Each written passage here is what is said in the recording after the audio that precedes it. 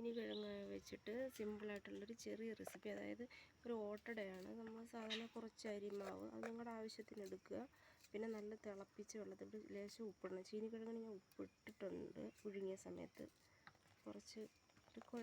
കുറച്ച് വെള്ളം ചേർത്ത് കുഴച്ചാൽ മതി, കാരണം ചീനിക്കിഴങ്ങ് നനവുള്ളതുകൊണ്ട് അതും കൂടെ ചേർത്ത് ഞെരടേണ്ടതാണ്.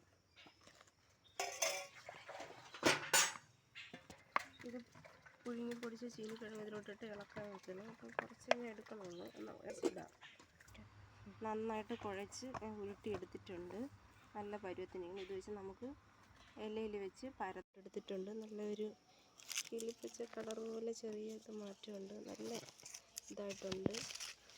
മുറിച്ചും കൂടെ കാണിച്ചു തരാം. നല്ല ചൂടുണ്ട്. സാധാ നമ്മൾ ഓട്ടട എങ്ങനെ ഉണ്ടാക്കണം അതുപോലെ തന്നെ അതിൽ കുഴച്ച് ചേർക്കുന്നതെന്ന് മാത്രമേ ഉള്ളൂ. നിങ്ങളിതൊന്ന് ട്രൈ ചെയ്ത് നോക്കണേ.